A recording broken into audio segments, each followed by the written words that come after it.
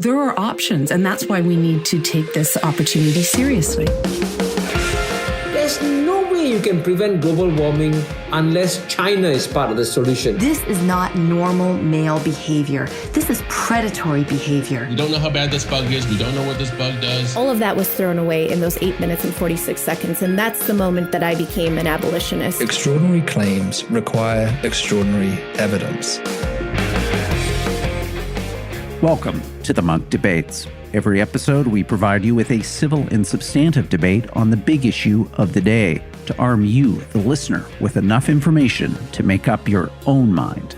Today's debate, be it resolved. To fight this pandemic and the next, vaccines should be free to everyone the world over. Well, everyone loves round numbers, and the U.S. hit a big one, administering more than 100 million COVID vaccine shots. About 2.3 million doses a day. Over 20 million people have now been vaccinated across the UK. It's absolutely fantastic. In Israel, it's now the turn of the teenagers. Anyone over 16 can now get a coronavirus jab, cementing the country's status as the world's fastest inoculator against COVID-19. Hello, I'm your moderator, Rudyard Griffiths. We are now into the fourth month of the largest global vaccination program in human history, with over 355 million COVID jabs administered in 129 countries. But critics of the vaccine rollout are increasingly concerned about what they say is a deeply inequitable distribution of the life-saving inoculations.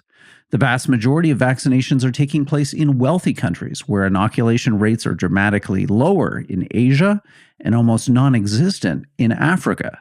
The culprit is supposedly the intellectual property rights that give a small number of pharmaceutical companies control over the global manufacturing and supply. The solution? Remove these protections for the duration of the COVID-19 crisis so that countries can manufacture their own vaccine supplies and possibly save hundreds of thousands of lives. In order to be able to gear up, we need a broad waiver that covers that whole web of intellectual property rights that Big Pharma right now has that's constricting the ability of countries around the world to make these meds.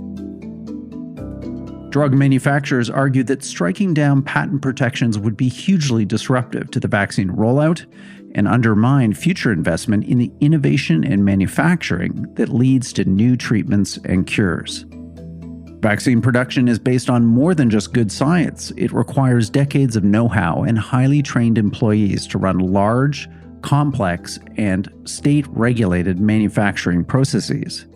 The key to achieving an equitable global vaccine rollout lies in COVAX, an international initiative to ensure collaboration and the scale-up of vaccine manufacturing globally.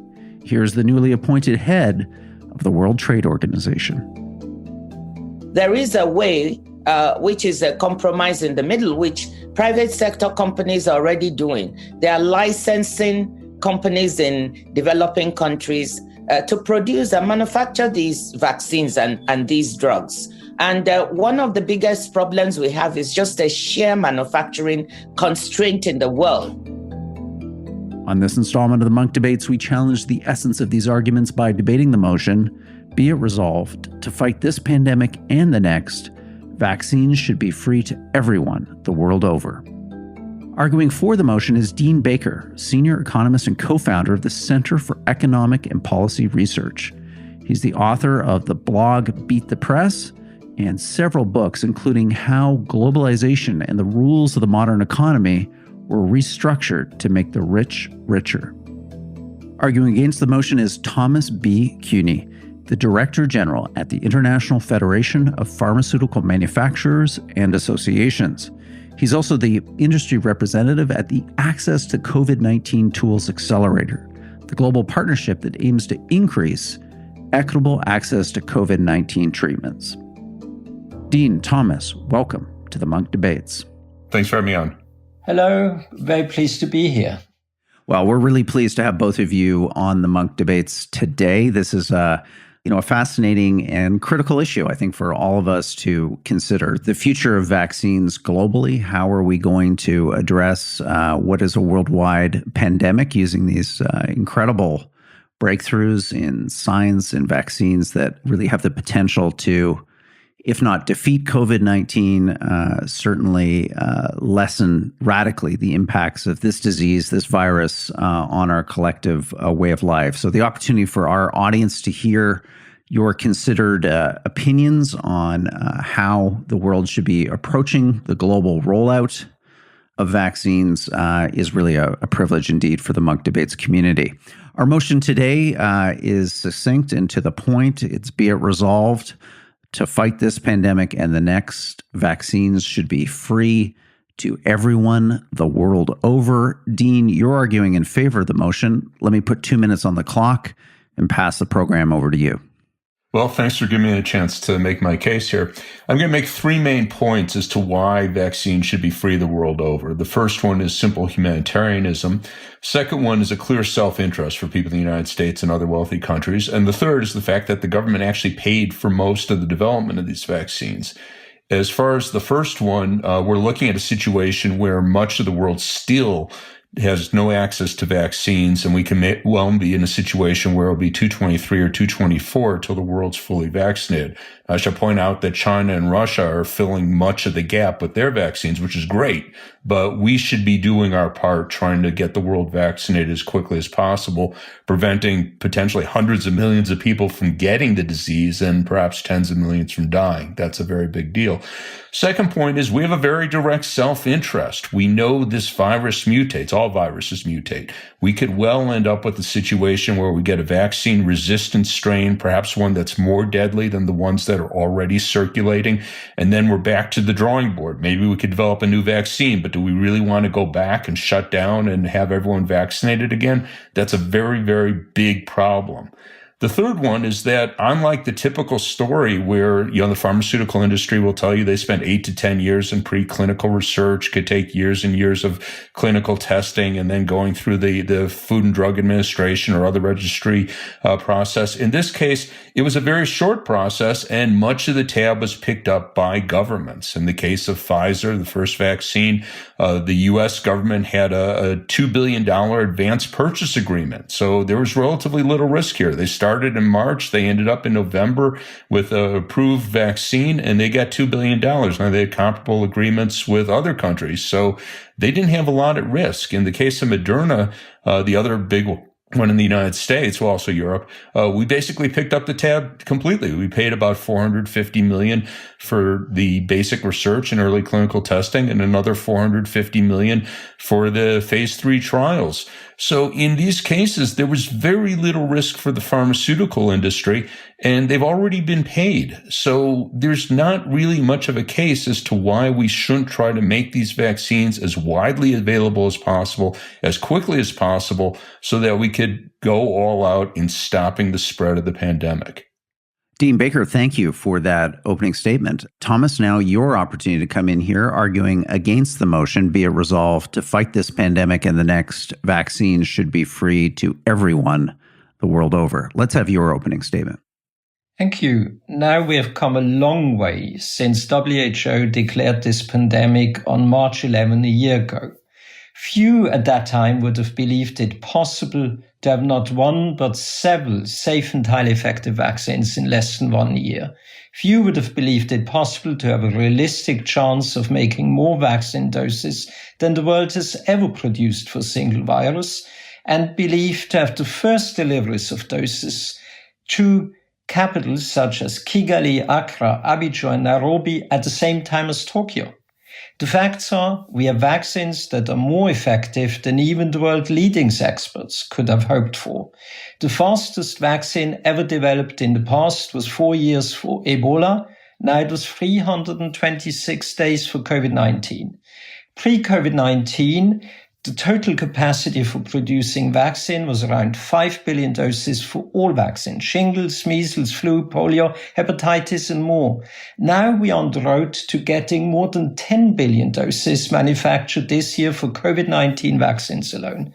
This has only been possible due to unprecedented collaboration. Nobody told us to. But what has been achieved so far is because academics, biotechs, big pharma, developing world vaccine manufacturers and suppliers have all come together to make this happen. We are in a war against the virus. We are fighting a war against time. We have seen far too many lives lost and livelihoods destroyed by this pandemic. And we know that no one is safe until all is safe. To fight this pandemic and the next, I agree, vaccines should be free to everyone the world over. And we agree that's why from the outset we committed to fair and equitable access. But the only way to do this is that we teamed up with WHO and the Global Vaccines Alliance and others to ensure that we are doing Mission Impossible. We cannot afford distraction by discussions about waiving patents because time is not on our side. We need to keep going on. Thank you, Thomas. Great opening statements from you both. A real sense of the tensions in this debate. So coming back to you, Dean, your opportunity now, another 2 minutes on the clock to rebut what you've heard from Thomas. Well, a couple of points. First off, I don't want to denigrate at all the great scientific accomplishment by the pharmaceutical industry. I will just point out that Russia and China also developed vaccines in roughly the same time frame that are comparably effective. So again, not to denigrate the great work. It's great work. We should all be thankful for it. But I just want to point out it wasn't uniquely our pharmaceutical industry that was capable of doing it. But again, the point here is to get the vaccines out as quickly as possible. We still have almost no coverage throughout sub-Saharan Africa, an area with population of well over 1 billion people. The current state of where we are today as a continent is really regrettable. Let's not fool ourselves with pockets of vaccines that have been distributed here and there, 50,000 doses here, 200,000 over there, and for a continent of 1.2 billion people. You do not fight such a pandemic, or the size of the COVID-19 with such a distribution of vaccines. And if we just say, okay, let's get vaccines as quickly as possible, one, let's get rid of patent rights so that that's not an obstacle. Anyone who could produce it should be able to produce it. I realize that there's also a lot of technical skills associated with the production of these sophisticated vaccines. We want them to share that technology as well. And what we should do is pay Pfizer, pay Moderna, the other companies for that technology. And if they're not willing to do it, then just pay their engineers. Give them $2 million a month, $3 million a month. Have them do webinars, have them write up in detail what their processes are so that information can be shared with producers all over the world. Let's do it as quickly as possible. And let me just point out, suppose we had done this from the beginning. We had open source knowledge, open source research. It turns out that the Pfizer vaccine, originally they thought it had to be cold stored at a temperature of below 90 degrees Fahrenheit. It turns out that it could be kept in a normal freezer. Well, they didn't know that from this onset, but if they had open sourced all their technology, perhaps they would have. The last point, Pfizer announced last month that they found a way to double their production capacity. That's fantastic news. But suppose this knowledge about their production capacity had been widely available throughout the world, we almost certainly could have had many, many more vaccines available today, which has to be the goal. So again, what we want is to not have patent monopolies interfering with the ability of the whole world to produce and distribute as many vaccines as quickly as possible.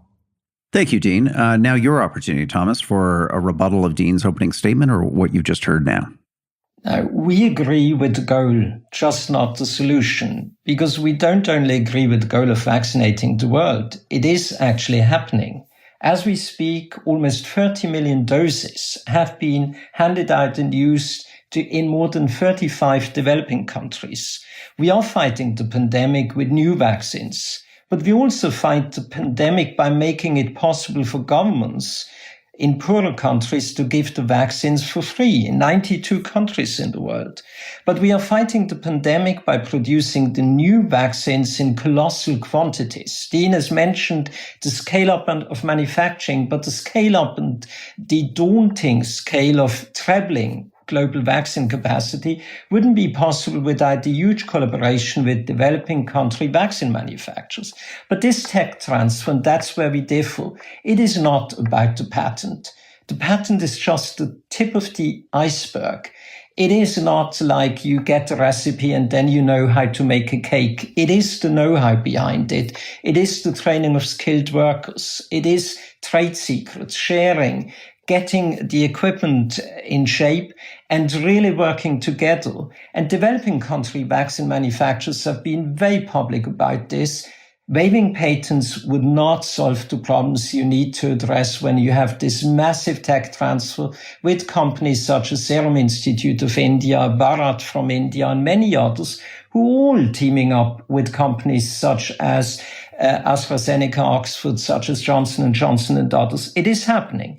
Therefore, it's not just the view of Western manufacturers that waiving patents would more be a disruption than a solution. It's also the view of the leading vaccine manufacturers of developing countries. The system my opponent is questioning is actually working. We wouldn't have been able to come up with a response to COVID-19 to develop these vaccines at such a record speed if we wouldn't have started from a strong innovation ecosystem based on competitive research protected by intellectual property. Thank you, Thomas. Now an opportunity for me to try to think of some questions that are top of mind for our audience and put them to both of you in terms of this debate. And Dean, let me start with you. You know, there's an old saying that we receive the world the way it is, and then there's the world the way we want it to be. When it comes to vaccines and vaccine production, you know, Thomas seems to paint a pretty compelling case here that we've arrived at a place, an amazing place, thanks to patent right protection that has allowed these companies to develop not only deep knowledge and expertise that created these life-saving vaccines, but the manufacturing processes and scale that will eventually allow for a global rollout. So why isn't Thomas right that if you start pulling that system, those series of protections, those manufacturing processes, that human capital apart to try to solve for some world that we would like, which is a world of vaccines for everyone, you could end up doing more damage than good to the ultimate cause, the ultimate effort of bringing COVID-19 to heal? Well, I think we have to look at the world as it is and not as some would have us imagine. Moderna did their research almost entirely on the government's dime. So the idea that they did it for patent protection, now we gave them a patent monopoly as well, so we paid them twice. I don't quite understand the logic of that, but it's just fanciful to say, oh, this was just a patent monopoly. No, we paid them. We paid them up front. And frankly, I think that's a great way to go, because if you pay for research up front, then you eliminate the perverse incentives that you give with patent monopolies. So we have a huge opioid crisis in the United States, which was driven in part, at least, by the perverse incentives created by patent monopoly. The leading opioid producers have paid billions of dollars in settlements based on the accusation that they deliberately misled doctors about the addictiveness of their drugs in order to mass market them. So this is not a wonderful system. This is a bit of a hallucination. Now, in terms of vaccinating the world, Thomas made a point. We got 30 million doses to the developing world. That's a population of 4 or 5 billion people, depending how we're counting this. The U.S. alone has over 200 million doses. So great that we got 30 million, but that's really just the beginning of the story. So I'm very much looking at the world as it is and saying how, given where we are today, we can get people vaccinated in the developing world as quickly as possible. And intellectual property and industrial secrets, I'll throw that in, those are obstacles that we should look to overcome. Hi there, Rudyard Griffiths, the moderator of the Munk Debates. Look, this we know. Our society is becoming dangerously polarized. We don't listen to each other. We don't search out opposing views. Instead, too many of us live in tribes, convinced that we are right and they are wrong. It's time to put a stop to polarization before it wrecks our democracy. This is what the Munk Debates charity is all about: ending polarization, searching for common ground. We do this by producing the world's only weekly debate radio program, through our Munk Dialogue series, and through main stage debates on the big topics of the day. Support civil and substantive public debate by becoming a Munk member. As a member, you get access to our 10-plus year online library of great debates in streaming high-definition video, a free Munk debate book of your choice, ticketing privileges, and so much more. 30% off when you use the promotional code MONK2021 at our website, monkdebates.com. Again, that promotional code MONK, M-U-N-K, 2021 at monkdebates.com. Join now and help fight the polarization of our democracy. Now back to our program.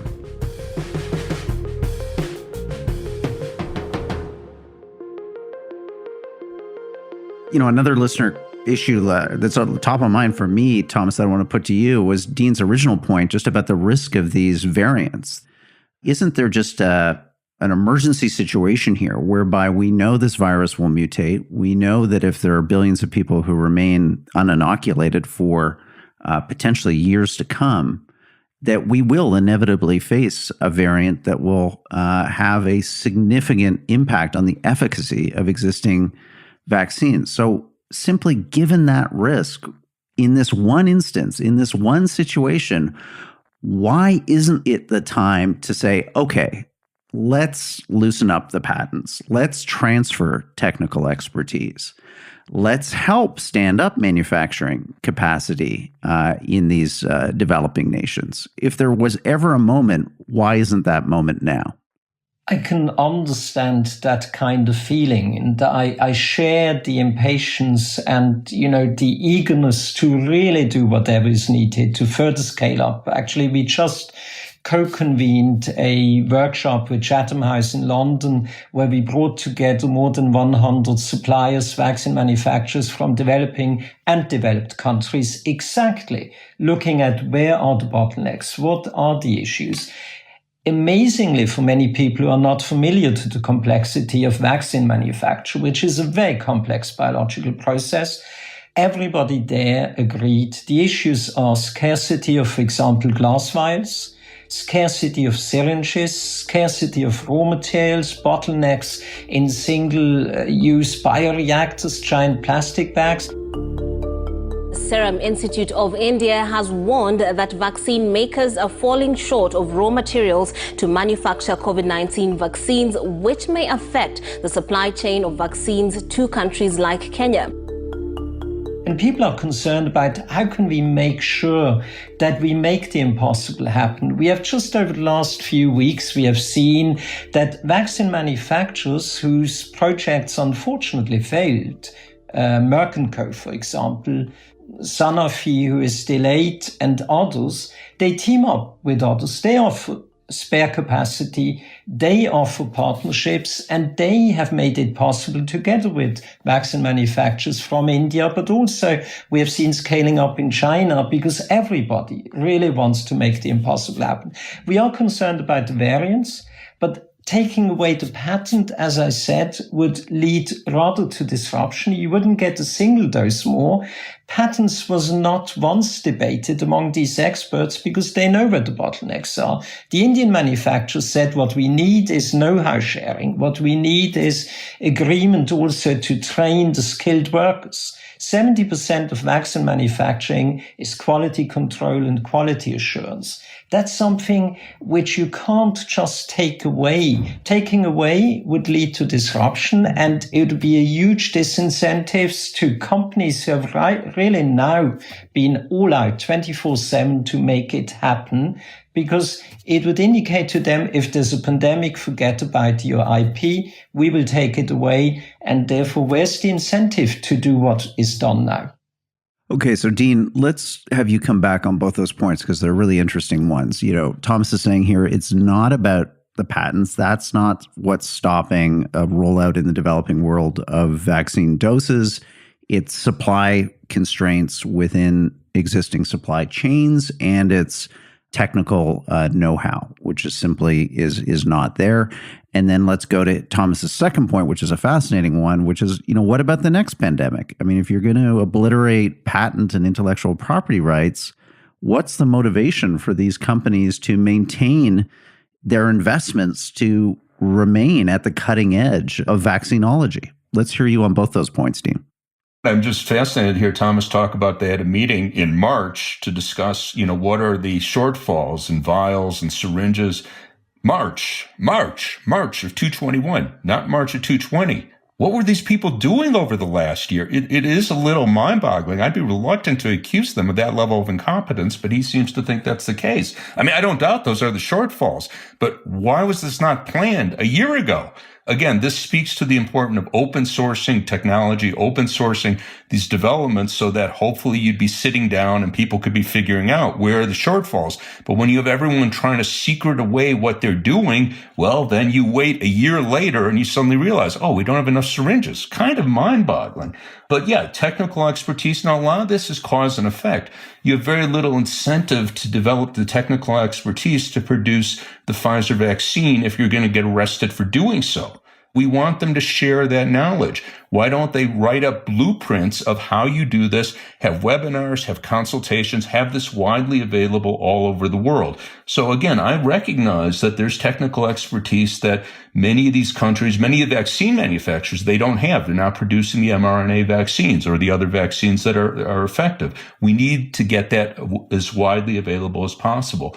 The last point, incentives. Yes. What was Moderna's incentive? We paid them. They didn't need a patent monopoly. Of course, they were delighted to have the patent monopoly because they in fact get paid twice. But, I've had people argue with me on this. Why would drug companies do this if they didn't get a patent monopoly? And I go, we pay them. Maybe I'm old fashioned, but as an economist, I think people have incentives to work for money. So we will pay them. So I'm not worried. The next time we have a pandemic, we could sit down and do exactly what we did with this and say, okay, who's got useful technology? We will pay you. And it's all open source, all available for everyone all over the world.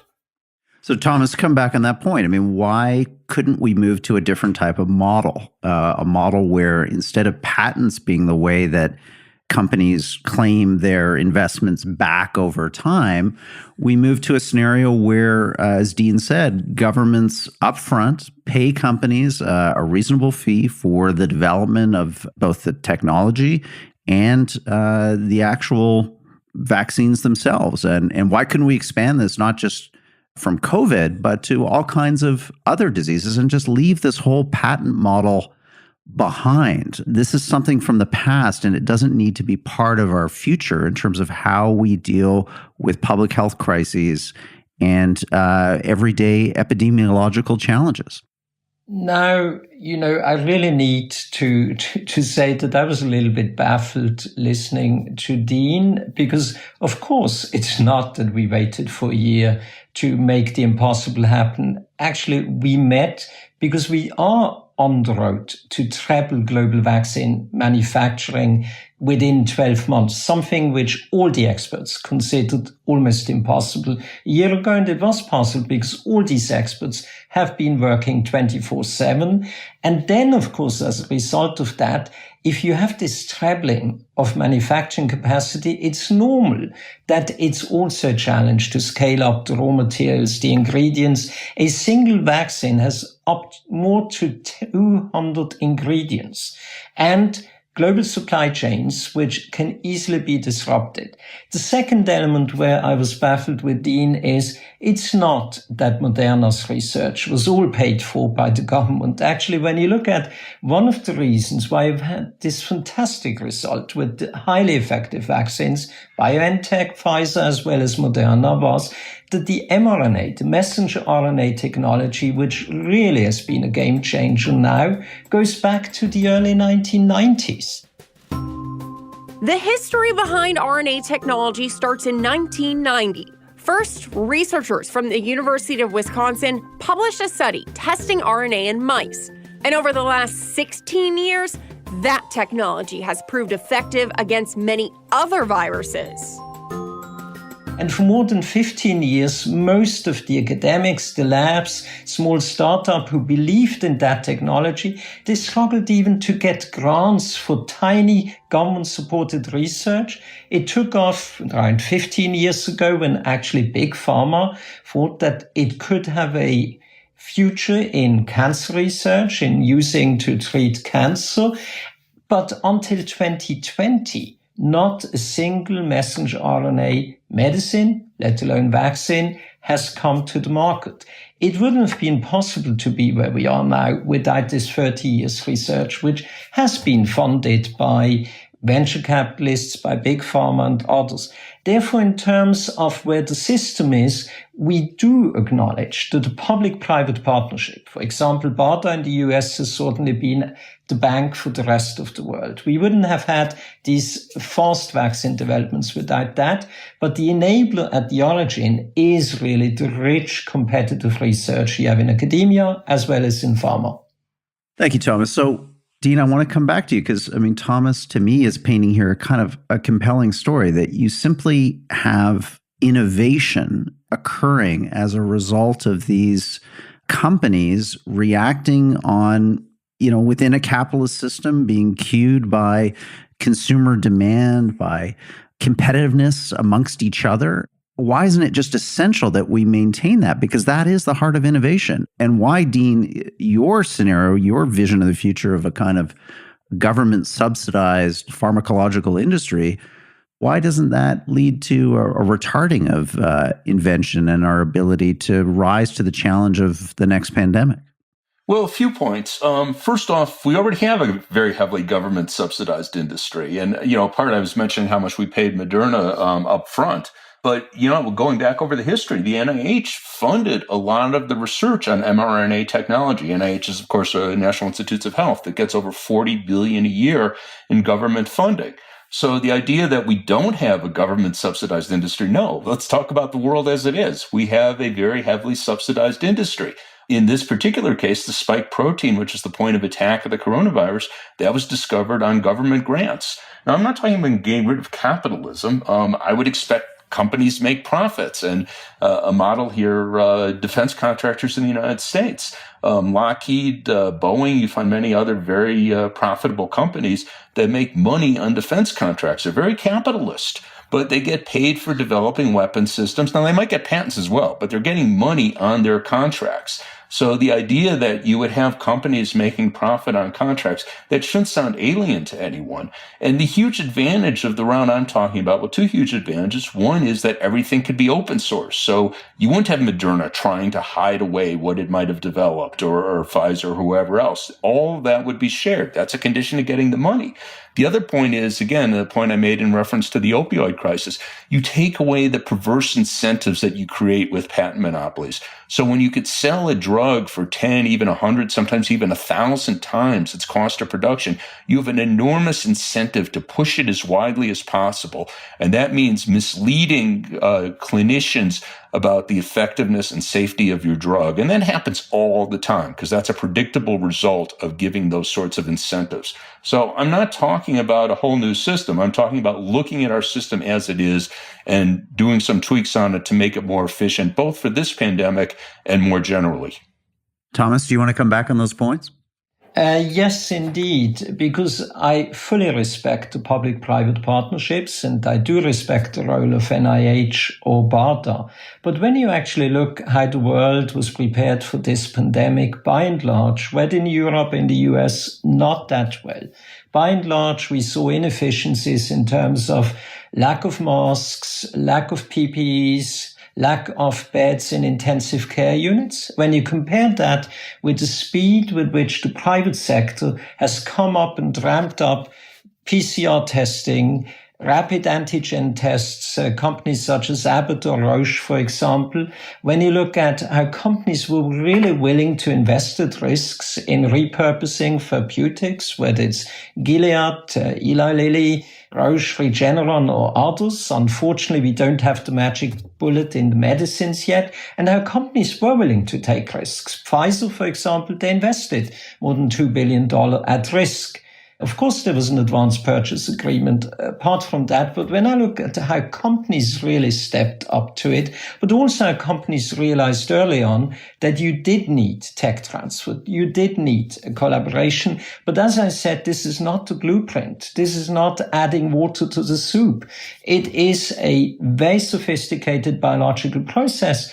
And we have seen companies who we had thought would most likely succeed, like Sanofi, like Merck & Co., like CSL, Seqirus from Australia. Their projects failed. Others, on the other hand, succeeded, and actually they deserve to be rewarded. And I think we are lucky that they succeeded. I think that's the way the system works. And the system has been extremely effective in this pandemic. But of course, we want to do more, and we want to do it more rapidly. So, Dean, let's just hear your view on that the system has been effective. Why aren't these real successes that suggest that the current model is working? Well, look, we all should be very happy with vaccines. And again, I just made the point, it's not uniquely the US and Europe. Russia and China also have vaccines, and that's a great thing. I'm not, so I'm just pointing out it wasn't uniquely our system. Those are different systems. The issues about tech transfer, again, it's great to hear, Thomas was talking about this seminar earlier this month about how they could facilitate tech transfer. Why didn't that happen long ago? And one of the things that's probably worth mentioning in this context, of course, there's a resolution before the World Trade Organization put up by South Africa and India that called for, in effect, suspending patent rights on vaccines, treatments, tests for the duration of the pandemic. South Africa and India are leading a movement to suspend the World Trade Organization's agreement on intellectual property rights for COVID-19 vaccines. But many high-income countries, including the United States and those in the European Union, have rejected the idea. I suspect that the concern now with tech transfer, which again, fantastic, it's happening, that's at least in part related to the fact that we had the threat of having their patent rights suspended altogether for the period of the pandemic. So again, we should be very happy for what's been done, but just refer to what Thomas pointed to earlier. 30 million doses in developing countries is not something to brag about. It's much better than zero, but it's a population of several billion people. So yes, we're doing much better than we could, but we want to solve this problem as quickly as possible. And the failure to have more tech transfer, the insistence on maintaining patent monopolies, those are obstacles. Just in our final moments before we go to closing statements, I just want to touch on the second part of our resolution, which is vaccines should be free to everyone the world over. So, Thomas, I think listeners would like to hear, what are you saying right now to a person in, say, Senegal, who is potentially looking at not months, but possibly years to wait for a vaccine that would provide them with the basic protection that many people in the United States, Canada, the UK, Europe will receive in the coming months? I can understand and, share the eagerness to move fast and equitable so that no one is left behind. But also what we need to bear in mind and put in perspective, it is not true that young and healthy people in rich countries are vaccinated in masses. I'm living in Switzerland. I'm older than 65. We don't know yet when I will be vaccinated. When you look at whom did COVID-19 hit most in terms of health impact, lives lost, it was in Europe, UK, the United States, and Latin America. Africa, fortunately, was less impacted. One of the reasons probably is much younger population. But nonetheless, I'm so pleased we have had already more than 30 countries, many of them in Africa, getting significant numbers of doses. And we have a realistic chance of getting more than 2 billion doses to these people. And we have this partnership with COVAX, with WHO. But today there's been a victory of sorts. Ghana has become the first country to receive vaccines through the COVAX vaccine sharing initiative. They're produced by the Serum Institute of India. A total of 600,000 doses of the vaccine, developed by AstraZeneca and Oxford University, has arrived in the Ghana capital, Accra. And that, Dean, before we go to closing statements, would be my final question for you. COVAX, this is the global alliance amongst advanced economies and nations to invest and provide vaccines to the developing world. So why isn't COVAX the right answer to the challenges we face at this moment? Well, COVAX is helpful, but we're talking about commitments for a developing world population that's much, much larger than the population of the wealthy countries. Certainly we should be glad we have it as opposed to not having it. but we could have many, many more vaccines in the developing world if we got rid of the obstacles in the form of tech transfers and patent monopolies. I should also add, the numbers that we have on how badly it hits the developing world are badly skewed by the lack of testing. So I know there was a study done in Zambia last fall that looked at deaths, and it found that they had a death rate from COVID. The percentage of the people who died from COVID was comparable to the U.S., even though they were reporting less than 1/10 as many infections as the United States. So the point is just that our numbers on infections and deaths in much of the developing world almost certainly grossly understate the true impact of the pandemic. Thanks, Dean. Let's move to closing statements. This has been just a terrific debate. I've learned so much, and I can just sense in both of your arguments your commitment to facts and explaining those in ways that certainly have been accessible for me in terms of educating and understanding these complex issues and ideas. So, Thomas, we're going to put final 2 minutes on the clock for you to allow you your closing remarks. What do you want to sum up for us in this debate? I've also very much enjoyed the debate, and I believe we all agree the system is not perfect, but most of the time we get it right. And in this case, we are getting it right. The industry is delivering, science is winning, and the stakes are high. Our task is to develop vaccines that are both safe and work in the most complex organism we know, human beings, namely us. Our goals are absolutely the same. The world is not safe until everyone is vaccinated. But the way to get there, I believe how to get there, is very different.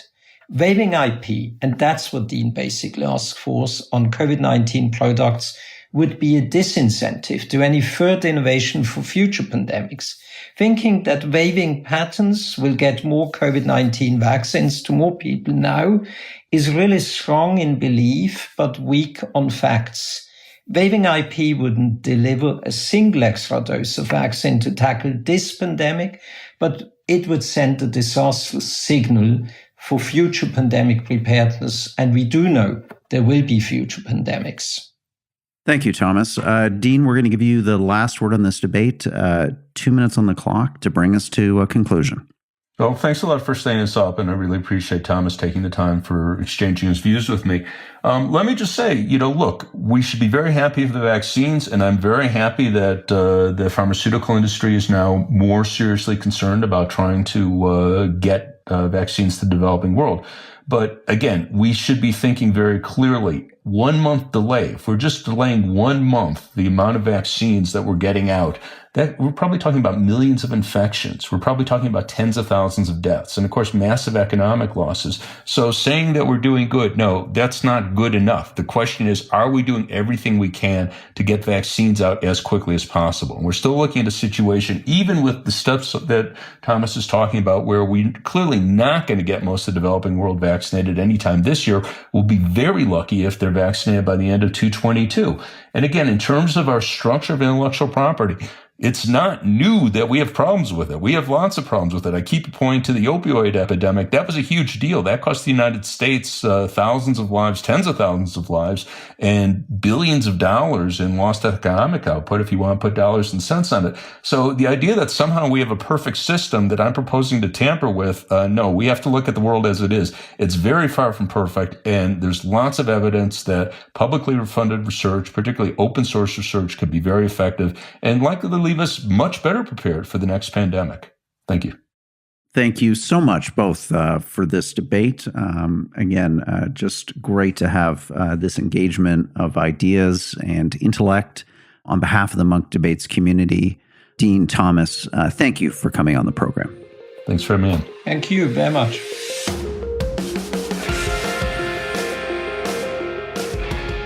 Well, that wraps up today's debate. I want to thank our participants, Dean and Thomas. They certainly gave me a lot to think about. I hope they did the same for you.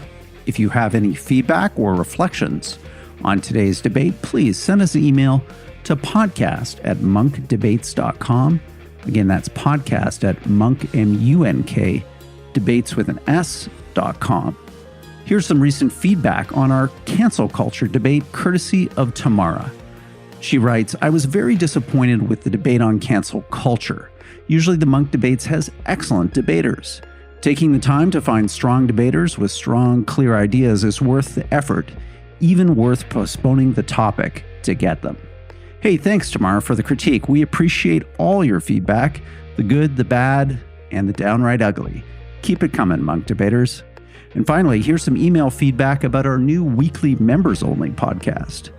Irina writes, thank you for the useful and entertaining Friday programs. The voice of reason prevails in these discussions, and that is very much appreciated. Well, our members-only podcast is yours to listen to anytime as a perk of our free basic membership, available at www.monkdebates.com. The Munk Debates podcast is that special place for civil and substantive debate on the big issues of the day. To listen to more debates on everything from climate change to religion to geopolitics to the future of human progress, again, visit our website, monkdebates.com. Thank you for lending your time to our efforts to bring back the art of public debate, one conversation at a time. I'm your host and moderator, Rudyard Griffiths. The Munk Debates are produced by Antica Productions and supported by the Munk Foundation. Rudyard Griffiths, Christina Campbell, and Marilyn Mazurek are the producers. Api Raheja is the associate producer. The Munk Debate podcast is mixed by Kieran Lynch. The president of Antica Productions is Stuart Cox. Be sure to download and subscribe wherever you get your podcasts. And if you like us, feel free to give us a 5-star rating. Thank you again for listening.